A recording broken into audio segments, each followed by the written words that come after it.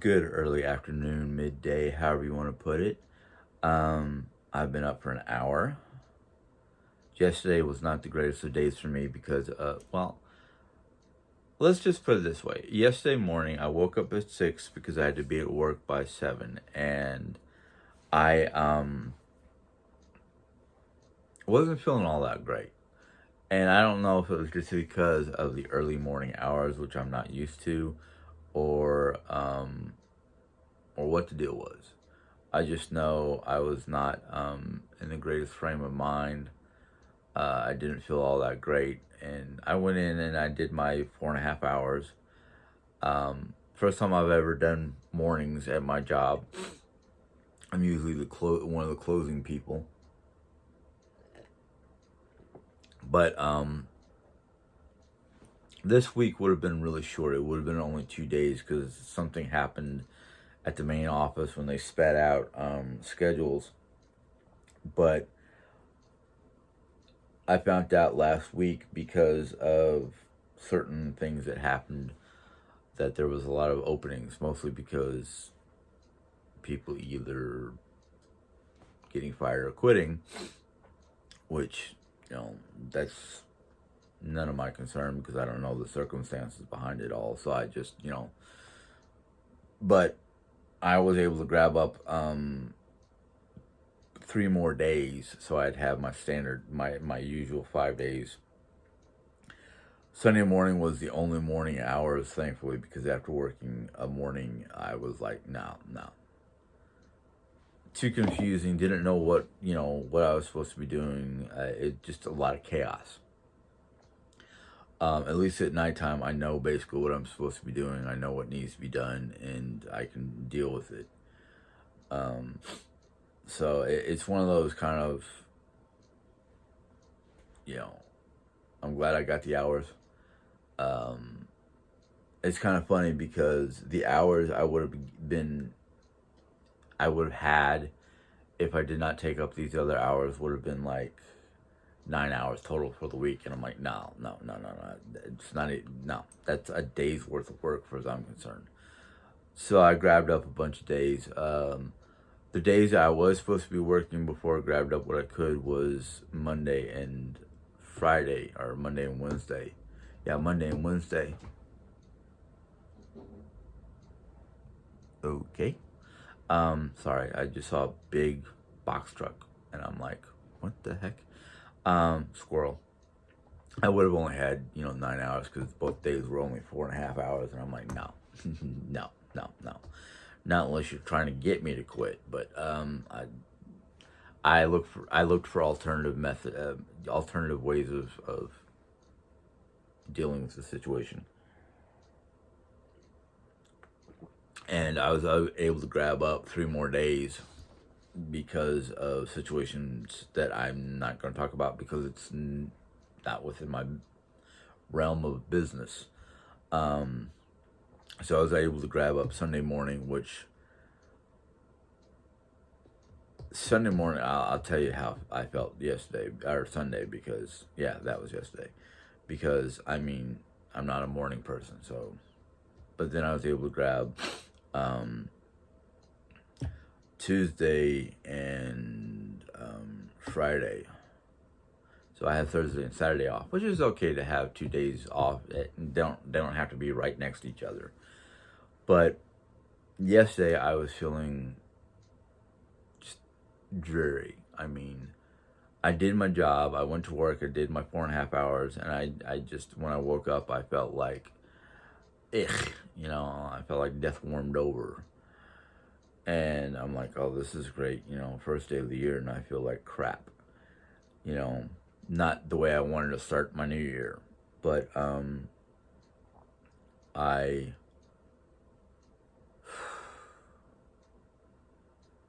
I was able to do my job. I came home. I helped Jerry with her live chat. I ended up being in it for the last part of it, um, but I just felt fluish. The joint pains, the muscle pains, pain from head to toe, sinuses, you know, irritated and clogged, which they are that way this time of year a lot because of allergens. Leaf mold is one of the biggest allergens this time of year. Um, that's why I would rather live in the mountains where it's mostly pine and conifer and very few oak or leafy trees. I didn't know how to say it, but I'm kind of, how do I put it?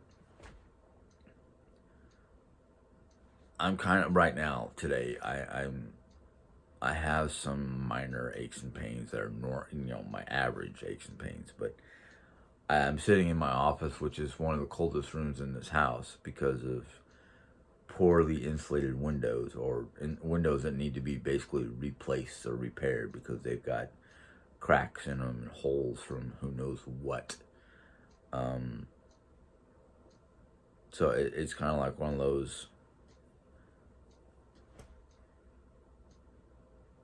trying to figure out if it's arthritis because of the cold air or if it's, what hit me yesterday coming back at me. But yesterday evening when I started to feel a little bit better, not totally out of the woods, but enough to be functional. Not coherent, but functional.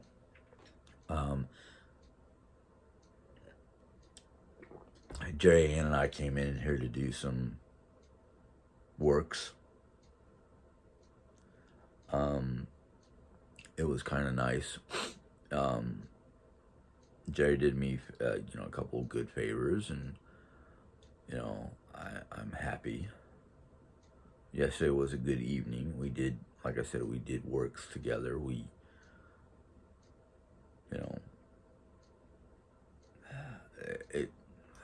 sorry, my brain is starting to not want to function, basically. But why'd she put that there? I don't know. Oh God. There's so many things that I could be happy about right now, but because of the way I feel physically, it's kind of like one of those, okay, what's causing me to feel a little down and out? Is it my body? Is it my mind? Is it something out of control or out of my control? I will have to say that if it is a flu-like problem, the good thing is I'm home, and if I around 3:30, 4 o'clock, if I am not feeling all that great, I can either decide to call out, which I really don't want to, or go to work and put my best foot forward and push through whatever is going on.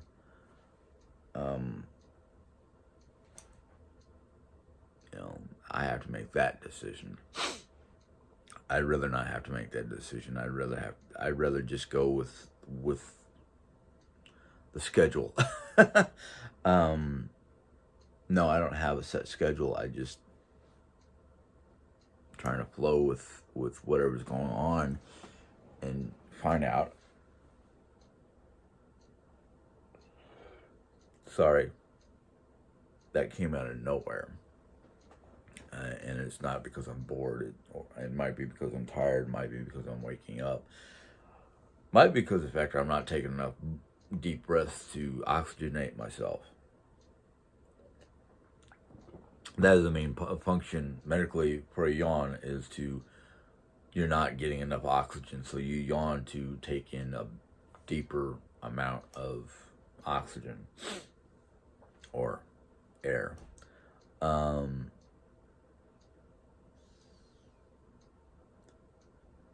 So I'm happy with the way things have turned out. Yeah, we still have areas to work on when we can. This area right here is probably mostly for the summertime or spring. This area is whenever. You know, the thing I gotta, the thing I've got to focus on this week is, um, while Lisa was gone, we put a lot of things on her bed and in her room that we know we had to deal with before she had to come, before she came back. But there were things that we had to deal with after Christmas. You know, this is, I think this is the week of well, it's the Epiphany week when the wise men were crossing the desert to find Bethlehem and to find baby Jesus. And that's when we here at this house start taking down Christmas decor. There's a few things in this room that I probably will not take down because of certain, I don't know how to, I don't know if I want to say belief or idealism, but Jerry gave me a string of jingle bells during the Christmas decorating, and I hung it up in here. I wanted to get a few. I saw them, and when I hung them up, I was like, I want to get a few things to try to intertwine with the jingle bells to. Well, there's an old belief, and it's not just a Wiccan belief or anything like that, but there's an old belief that if you hang certain items at the front of your door, one, those items will keep your home protected from unwanted negativity or spirits, and two, whatever positive energy or spirits were to pass through the doorway, the bells will basically you know, let you know what's at your door, basically. It was also during the pre-electronic age.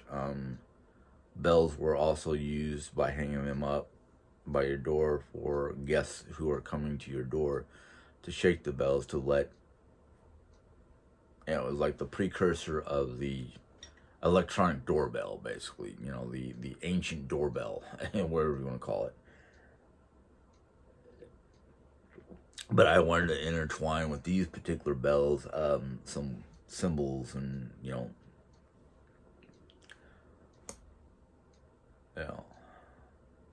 just to make it look neat and interesting.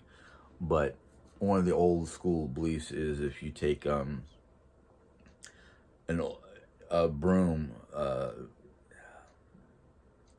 it was like a miniaturized broom that was made with cinnamon integrated into the broom, whether it was rubbed onto the broom or coated, the broom was coated with cinnamon, and a few charms on them, hanging on your door, and it's supposed to ward off negativity from entering your doorway.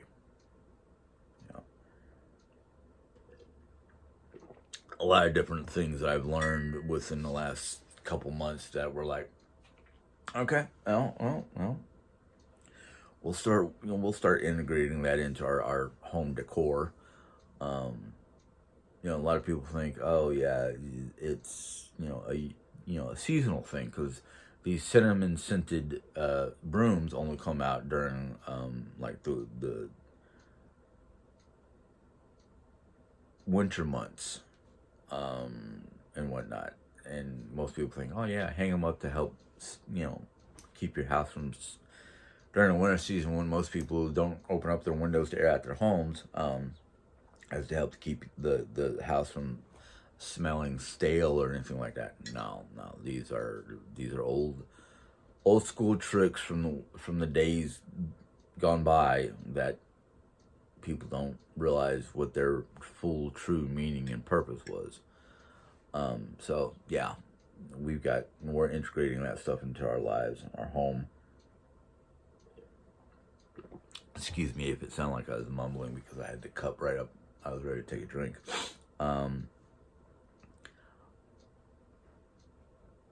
there's a lot of things that we're doing that some people might, and it's not all bad. I mean, in fact, none of it's bad. We have pure hearts. We have pure intentions. We have no negative intentions. In fact, Jerry did two. Yeah, Jerry did two spell jars last night. She did one for the new year, to just a New Year's spell jar, just to bring in the year, and then she did one for herself, which was for antidepressant. Antidepressant. Um, if I was feeling better last night, I probably would have made myself an antidepressant, anti-anxiety spell jar. Um, she got the idea for those three, or no, those two spell jars. Actually, three, because we didn't do the anti-anxiety one. Um, but it's kind of funny too, because when we got done doing what we were doing in here, and we went into our room, and Jerry was trying to figure out the budget, and she had sent me. We transfer money to our house account via from our account via I forgot what she uses. I can't remember if it was. Well, I'm not gonna mention them because it's either that one or that one. I don't know which one. But there was an extra amount of money in there that I was supposed to transfer to our house account, and I forgot. And our house account was having problems, and that was because I forgot to transfer the money. So when I told her how much money was transferred, because it goes through my phone as well, she goes, "No, that's wrong. That's too much money. How do we?" And we realized, oh, I forgot to transfer money the last time around. So it's kind of like one of those relief moments, and it relieved a lot of her stress. And I'm like, was there a purpose? Why did that happen? Why did I forget? And I'm like, I'm getting to that point where my brain wants to be fuzzier than normal, and I don't know if that's health-wise or just too much going on, and my mind can't handle it all. But in the long run, everything panned out.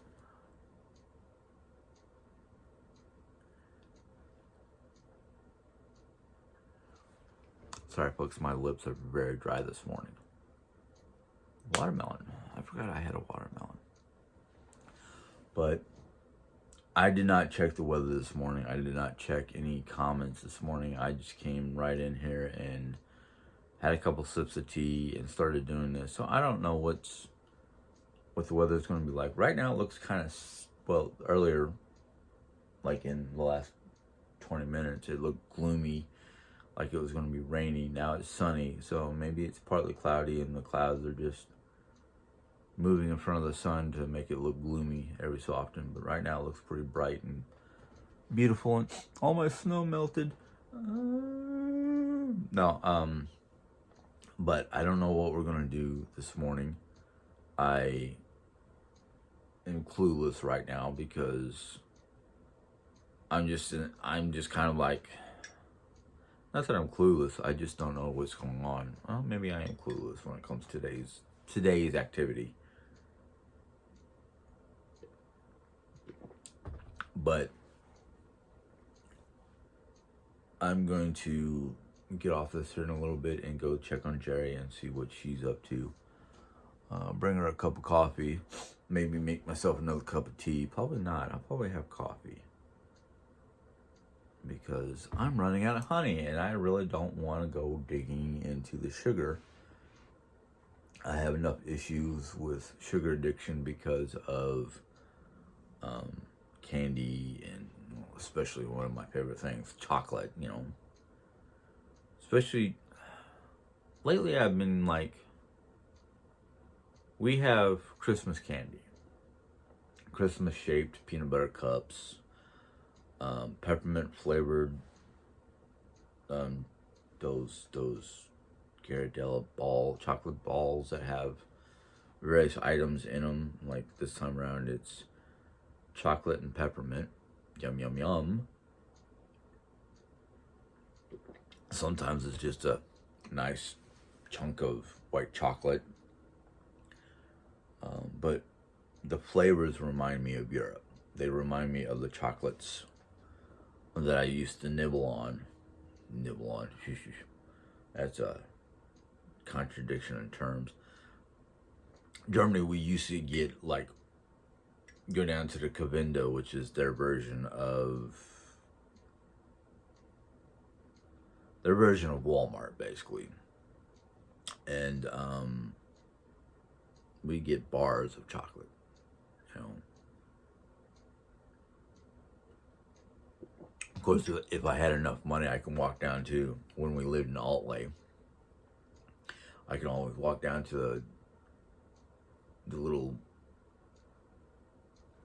how do I describe it? Their version of it, of a 7-Eleven without a gas station, just a little market. You can go in there and get your sundries, your necessities, your milk, maybe fruit or vegetables, candy, you know, maybe, I can't remember everything that was in that little shop, but it was always little version of a mini mart, you know. Just had your sundries, your necessities, your diapers, your things you could easily run out of at home, and just don't need anything else but those items. You can walk up to the market and purchase it and go home, without having to drive into the big cities and go to the Kavinda, you know. But it's one of those places that, yeah, I visited frequently if I had enough money just to go buy a little bit of chocolate or something. I was addicted to European chocolate. That's why when I can, all these here, they have German chocolate, and every time I go there, I look at it going, I have control now. Back as a kid, I did not know what impulse control was. Every so often, just maybe every so often, I'd get a bar of chocolate or some chocolate. Not a lot, just like a little bit, just to. And the thing about European chocolate is, depending on what kind of chocolate you get, depends on what kind of flavoring you get. Sometimes you get sweet, sometimes you get bittersweet, sometimes you just get bitter, because dark chocolate is nice. It's healthier than regular white chocolate, but it's on a bitter side, at least to my taste buds it is. But I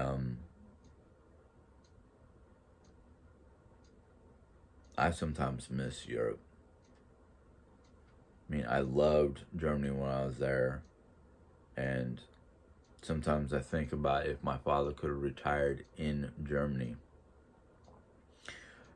by this age, by 51 years of age, I could have seen just about every European country. I mean, if I had gotten the DNA kit back then, or if let's just put it this way, I have imaginings where if we would still live in Germany and somewhere in Europe, whether if we stayed in Germany or moved to, like, after Dad passed away, Mom and I could have moved to England or someplace like that, and I could have gotten a job at one of their different markets, or maybe my education would have been better, that I could have gotten a good job with good pay, maybe in the 3-digit range of income, or not 3 digit, excuse me, 4 to 5 digit yearly income or higher. My holidays, I could have gone to Scotland, Ireland, could have gotten a ride, could have gotten, the money for going over to Norway or going back to Germany or wherever I wanted to. But, you know, that's that's a dream, or not a dream. That's a fantasy. That's a total fantasy. But I always, wake up realizing, that's what it could have, should have. Possibility of the past. But I wake up and I realize that's the past. There's no reason to be looking back at it in my waking hours. You know, I've had some weird dreams throughout my life, so I know the difference between dreams and fantasies. And dreams is when I'm asleep, and fantasy is when I'm awake, trying to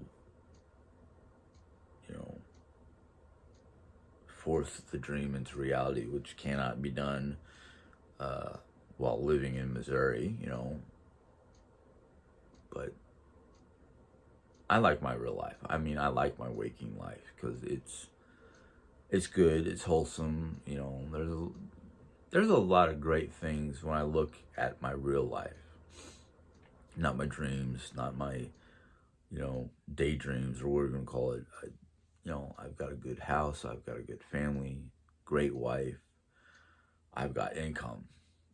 It might not be a lot, but it's enough to sustain us. And that's from my job. Now, from YouTube, between Jerry and I, we get decent amount of money to help pay the bills and have good Christmases like we just did. Now it's, planning for the upcoming future. I mean, it's a new year. Anything could happen. Anything could happen. I just hope it's, whatever happens out of our control is for the better of humanity, let alone our world. There's just a lot of things that could happen. We don't know who will. There's a lot of things that should happen, but that depends on not just one individual, but a large group of individuals with like-minded, desires for our planet. I mean, a lot of people used to be like, eco warrior to save the planet, blah blah blah blah. That was 20 years or more, and now I'm like, we warned you guys that if you keep on doing what you're doing, it's going to be bad. Still don't want to listen, but you know what? We can now point out, like, okay, remember we told you about global warming and what could happen? Well, it's happening. Now what you're going to do? Clear cutting, old world growth forests is going to be bad. Add that up with global warming. We told you about that. I can literally sit back nowadays and remember all the things that the, people have said could happen because of this or that. And now we sit back and go, we told you, we warned you, and you didn't want to listen then. You're going to listen now? It's too late. There's not much we can do. Not unless we give the planet back, the old world forests. We can't do that. You chopped them up and, things like that. And I've heard a lot of people go, what are we going to do? I mean, all the old religions are coming back and people are turning back to the old religions. Probably because of the fact that the old religions were earth-based.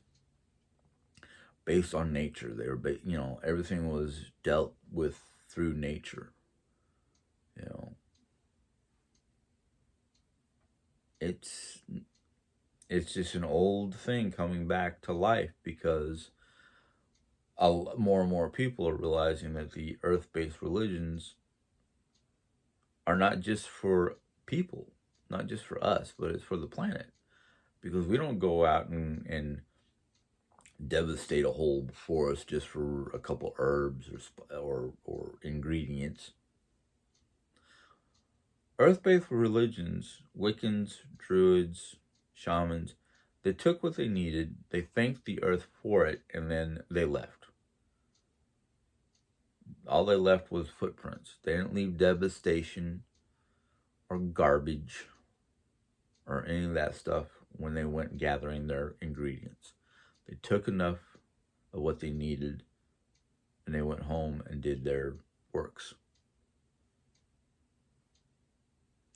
Pharmaceutical companies will either destroy a whole forest for a couple of ingredients, or they'll create fake ingredients, which is not good for our bodies. I look at some of the some of the things that I take from a medical prescription, and I dissect the items. I don't like tear them apart. I go and research. I go online and go, okay, what is this made out of? How is it made? What is it supposed to do? What is its negative side effects?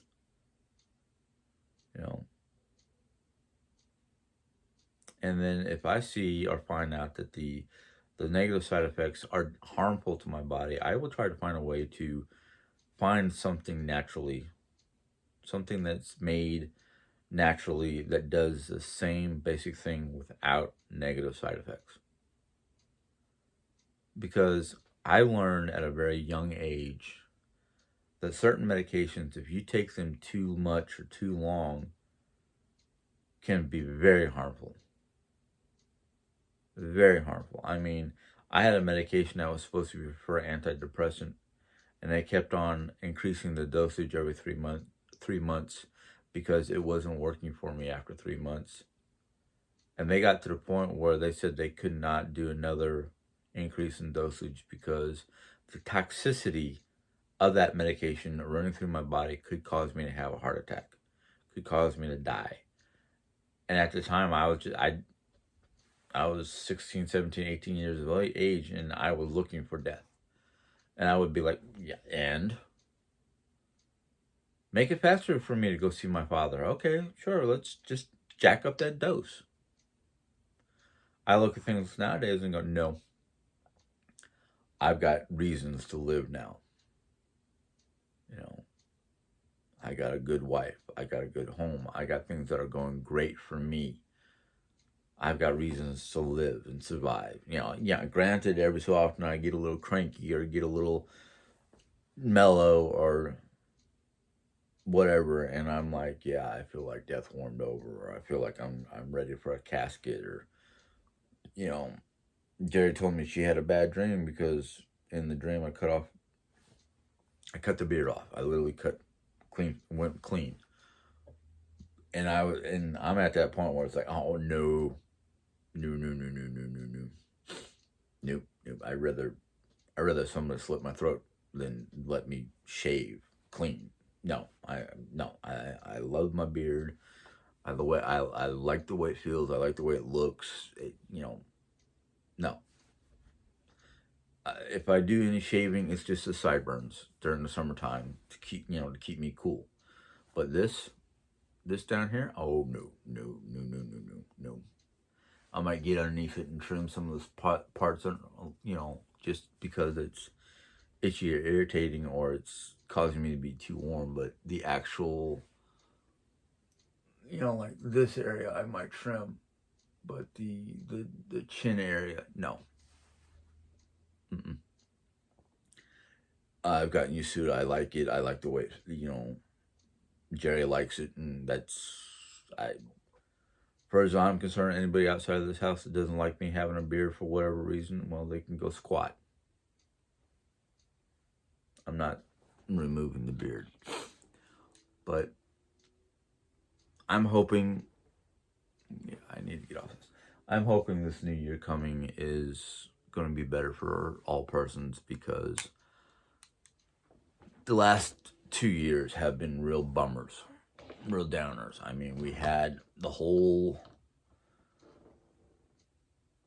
political issue with Biden becoming president and the whole January 6th thing, and it just, that right there was ridiculous.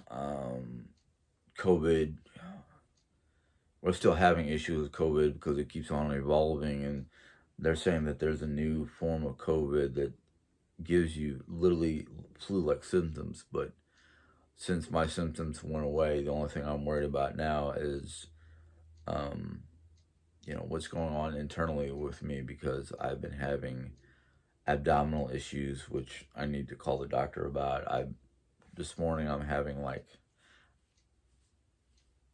chest pains, like almost like agita or gas reflux. Um, but whatever's going on abdominally might be going up my esophagus. I don't know. Um, I just know when I take a deep enough breath, it hurts. You know.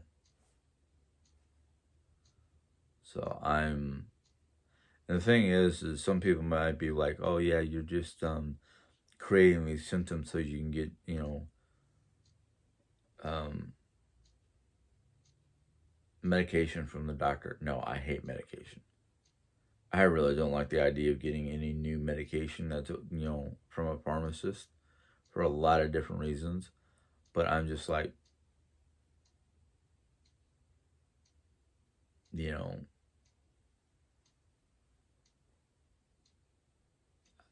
I just don't want to deal with chemicals in my body that, nature could have taken care of if I just buckle down and study some of the things from various books that I have, especially Mary Summer-Rain's Earthway. It's a book about health, basically. Native American style health for body, mind, and spirit, spirit, something like that. I don't know. But now that I'm getting this apothecary station up and running and whatnot, I can start looking in her book for herbal remedies that I can use as a tea, or learn how to make salves and creams and whatnot, and lotions and shampoos and sorry, I just got a weird thought in my head. You know, me and Jay have watched Practical Magic, I don't know how many times, and I just remembered a scene from Practical Magic about her shop, basically. And it just made me laugh. But I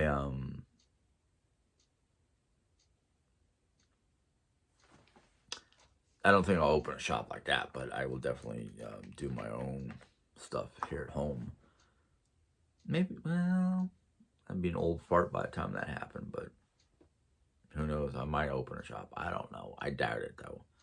If anything, it'll be out of my home, not some out of my home, appointment only type situation. But I don't know. I'd have to get a business license and all that jazz, and I really am not up to that. Not only am I not up to that financially, I'm not up to that mentally, but or strong enough to do that kind of to be doing it for the general public. Even though I do have a friend who's also my advisor, as I call her. She has her own shop up in Oklahoma, and she's a good person. She sells her own wares, and she's got people who help her out. And I don't know about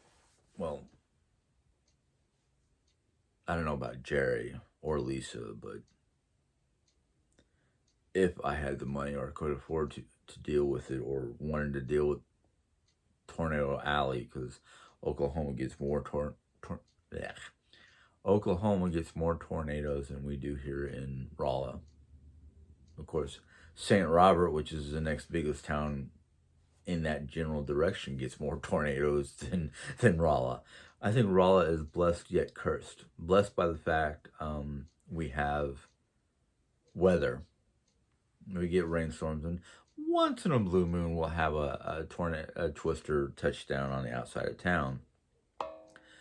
But I think the way the mountains and whatnot surrounding the areas surrounding Rolla kind of keeps some tornadoes at bay. But if I had the money or the desire to move, because right now I don't have the desire to move my address location. I just have the desire to get out and go camping or RVing or things like that, which after discussing things with Jerry and looking at some of the information online about van camping, I'm willing to give camping in my van a go. Just I voiced my concerns to Jerry about it because depending on what all she wants in the van as a camping situation really depends on storage and comfort. That's my only biggest concern is where we're going to store stuff. How are we going to be comfortable enough to store all this stuff and sleep in the van at the same time? Because I don't want to leave a bunch of equipment outside of the van if we're at a campsite. That, and if we do what they call stealth camping, which I've seen a lot of people do, is they pull up into the back lot or as far away from the main building of a Walmart or a store like that, and just sleep there overnight and then move on. Even though there was one time before Christmas, or right around Christmas, there was an RV that was there for like 3 or 4 days straight. And I guess they were moving around town because it looked like they had a trailer where you can put the front wheels of your vehicle onto this trailer and just drag it behind the RV. I'm not saying that anything like that is wrong. I'm just saying that, I've seen that happen. But we'll see. I mean, the future's unknown. The only thing we can hope for is, positivity and light. Positive life with positive people, with more positive action. I'm tired of hearing about all the negative action that happens globally, whether it's a shooting or a riot or just stuff that just does not make sense. Now, I can understand certain kinds of riots because, I listen to European news. A lot of the riots that they have in Europe are basically to help make change. They're not rioting because they're displeased with a police shooting or stuff like that happens here in America. They're rioting to basically enforce or help make changes in their country. They don't do it because, we're pissed off because, racial shooting or something like that involved a police officer or a gang or whatever. They're rioting to make changes in the system that they helped the government make.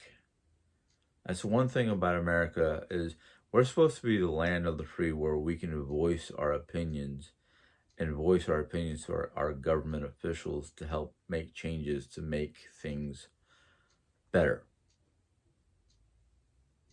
But we are more afraid of our government than the government is afraid of us, which makes no sense because it's us that helps keep this country running. That's why a lot of Europeans realize that they help keep their country running, and if